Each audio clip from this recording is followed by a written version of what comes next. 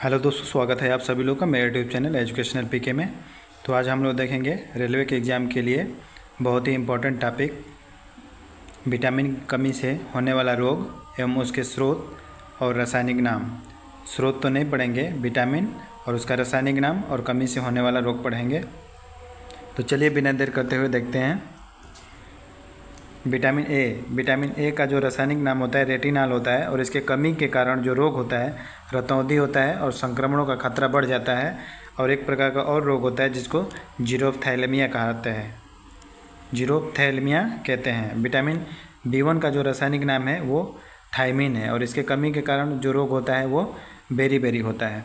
Vitamin B to का जो रासायनिक नाम है राइबोफ्लेविन है, और इसकी कमी के कारण जो रोग होता है त्वचा का फटना, आँखों का लाल होना और जीभ का फटना। विटामिन B3 का रासायनिक नाम क्या है? निकोटिनेमाइड या नियासिन। दोनों एक ही है, अलग अलग नाम है। और इसके कमी से होने वाला जो रोग है पेलाग्रा रोग होता है, जिसको त्वचा दाद बोलते हैं। और एक प्रकार का और रोग होता है जिसको 4D सिंड्रोम बोलते हैं। इम्पॉर्टेंट है, याद कर लेना। अगला स्लाइड में देखेंगे।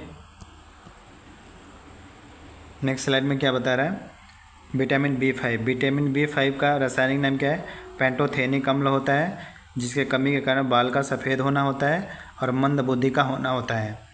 विटामिन B5 का रासायनिक नाम पैंटोथेनिक अम्ल होता है। बाल सफ़ेद हो जाता है या मंद बुद्धि का कोई इंसान होता है। और इस मांस, दूध, मूंगफली और गन्ना और जो मटर होता है खाने से इसको दूर किया जा सकता है। विटामिन B6 का रासायनिक नाम क्या है? पैराडॉक्सिन होता है। विटामिन B6 का रासायनिक नाम क्या होता है? पैराडॉक्सिन। और इसके कमी के होने के कारण जो होता है रोग एनीमिया होता है और त्वचा रोग होता है। इससे बचने के लिए यकृत, मांस और अनाज खा सकते हैं। विटामिन B7 का रासायनिक नाम होता है बायोटिन, और इसके कमी के कारण जो रोग होता है लकवा होता है, शरीर में दर्द, बालों का गिरना बहुत ही गंभीर समस्या है। तो इसको बचने के लिए हम प्रचुर मात्रा में जो है मांस, अंडा, यकृत और दूध का सेवन कर सकते हैं। नेक्स्ट स्लाइड में देखेंगे। विटामिन B11 का रासायनिक नाम फॉलिक अम्ल होता है, और इसके कमी के कारण भी एनीमिया और पेचिश रोग होता है। इसको दूर करने के लिए हम दाल, यकृत, सब्जियां, अंडा और सेम का सेवन कर सकते हैं।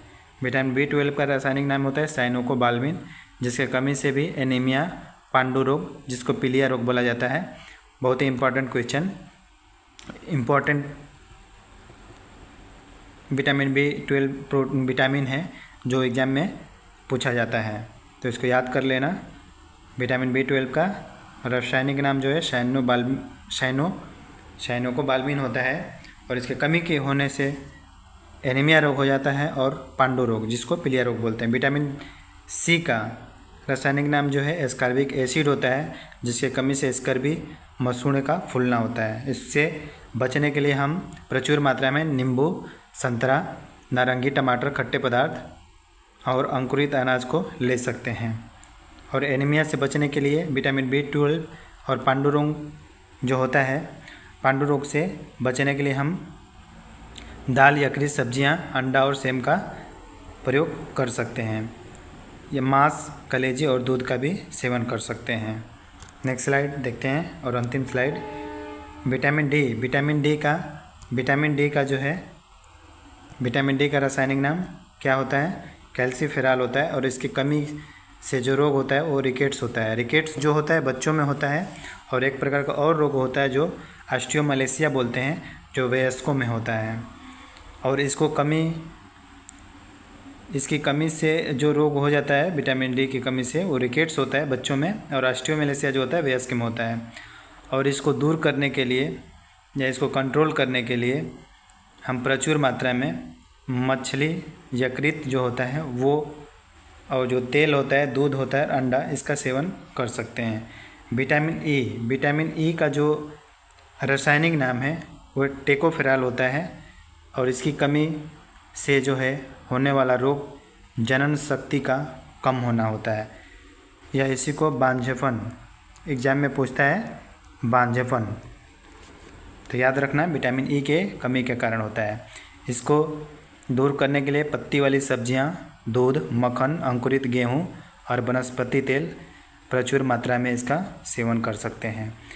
विटामिन के का जो रासायनिक नाम है वो फिलोक्विनोन होता है और इसकी कमी के कारण जो होता है रक्त का थक्का नहीं बन पाता है, जिसको एनीमिया रोग बोलते हैं।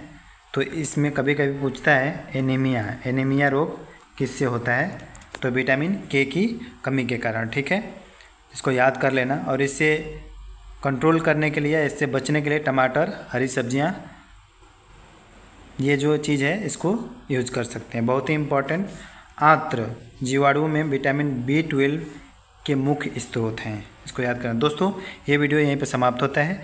वीडियो यदि आपको अच्छा लगा हो तो शेयर कीजिए और मेरे वीडियो को लाइक कीजिए, और हमारे चैनल पर पहली बार विजिट कर रहे हो तो हमारे चैनल को प्लीज़ सब्सक्राइब कीजिए ताकि मुझे भी मोटिवेशन मिलता रहे और ऐसे ही इम्पोर्टेंट टॉपिक आपके एग्ज़ाम की दृष्टि से जो महत्वपूर्ण है ला सकें।